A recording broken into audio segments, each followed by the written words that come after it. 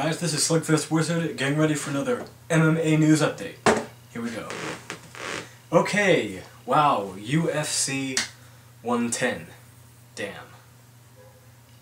Yep, the MMA analyst said it best, just damn. So, okay, let's get down to business. I was beginning to see why Noguiera was the heavy favorite coming into this fight. When I first heard about the Cain Velasquez Minotaur Noguiera matchup, the first thing that came to my mind was this kind of seems like a bit of an easy fight, because Cain Velasquez necessarily wouldn't walk through Noguiera, but I thought that Velasquez would have been able to deal with him pretty easily. But then I found out why Noguiera was the favorite going into the fight, because really he was known for his inability to be finished. He's incredibly tough, durable, and Cain Velasquez had not fought someone like Noguiera just yet. It's one thing to out-wrestle Czech Congo and earn a semi-controversial stoppage against Ben Rothwell when he was just punching him in the face, stuff like that, against the cage. But the critics were saying that they had Noguiera winning by submission.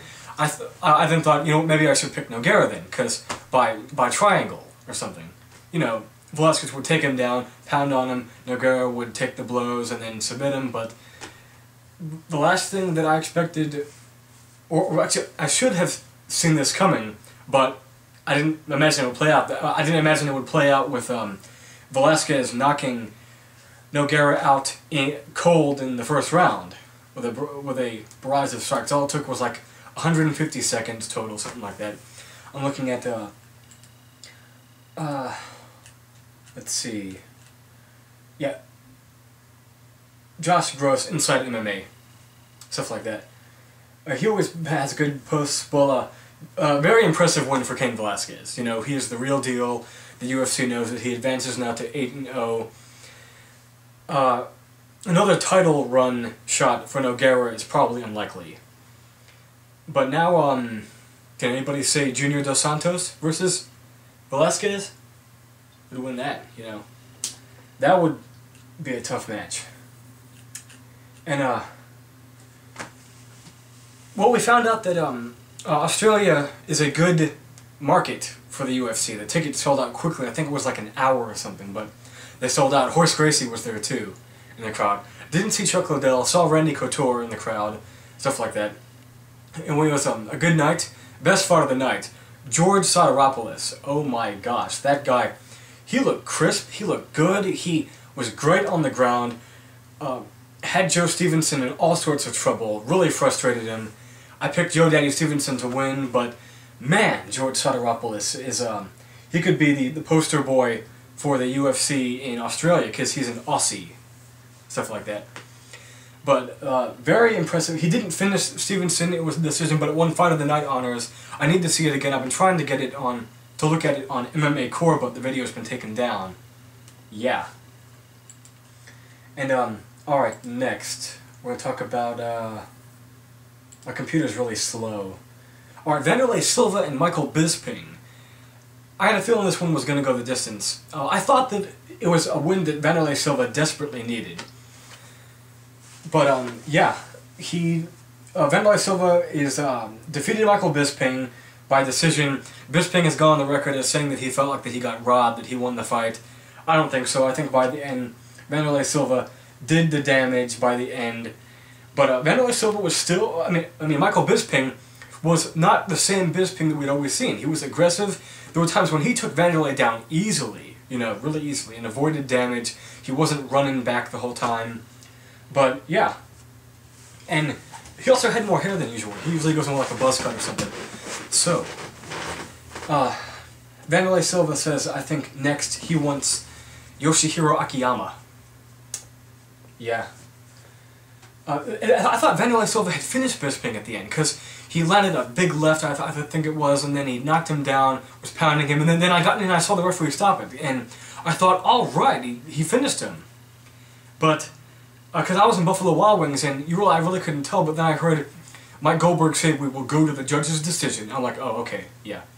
But, for Wanderlie Silva, I could tell everyone in Buffalo Wild Wings was happy with that decision. Then, of course, we had the Joe Daddy Stevenson, George Soteropoulos matchup. Soteropoulos could be a threat to BJ Penn. Maybe even more so than Frankie Edgar, unless Edgar is able to do something crazy. But, I'm not counting Edgar out. You know, he could have an ace up his sleeve that we don't know when he fights Penn. Alright, and Keith Jardine versus Ryan Bader. Oh. Huh. Yeah, I picked Ryan Bader to win this fight too. He knocked Keith Jardine out in round 3, and this makes Keith Jardine's 3rd loss in a row. Which, if I understand correctly, after 3 losses in a row, you get cut. So he's probably cut. I don't know. That'd be...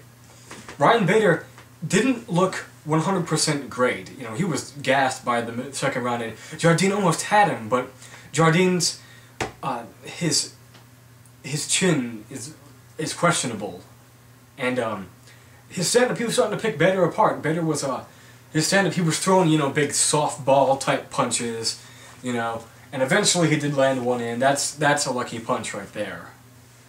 And then finally we got Mirko Cro Cop against Anthony Perosh. I saw him on the intro. I'm like, who's Anthony Perosh? Wasn't he going to fight Ben Rothwell? Cro Cop, but it's a win that, again, Cro Cop needed. If he lost, he would have been quit, but Cro Cop didn't look great doing it. He looked okay. You know, it was nice to see him win. We all know Cro Cop is still a big draw, seriously enough, and Anthony Perosh showed, you know, a good fighting spirit. It was by a 2nd round TKO cut. And I don't know if Cro Cop, he was looking kind of tired to be there. He should have been, the fight lasted longer than it should have. Yeah, alright. And moving on. Okay, Chris Lytle, man. Very impressive submission win for him. I saw him roll down, get the knee bar, tap out win of Brian Foster, and I was like, that had to win submission of the night, right there. And it did. Chris Lytle doesn't have the greatest stand-up game, but that's a very impressive win for him. You know, that could make highlights. C.B. Dalloway got back to his winning ways, defeating Goran Relic, and, oh, Stephan Bonnar. Bonnar now has also 3 losses in a row. He just lost to Krzysztof Sozinski. And Sozinski now officially becomes the first person to finish Bonnar in the octagon by TKO cut. But, it was resulting of a headbutt. I didn't see it. So, I need to watch that fight too. In round 3, Sozinski apparently won the first 2 rounds, but then a headbutt caused the cut, and that stopped the fight. And I think if that happens, isn't that going to be ruled a no contest? I think it should be. Yep, so good amount of fights, pretty good. Velasquez is really cementing his place and really living up to all he has a lot of hype. I mean, a lot of hype surrounding him, and he's handling his business. And he won Knockout of the Night honors. I wonder how he'd do in a 5-round fight. Yeah, I've never seen him look tired.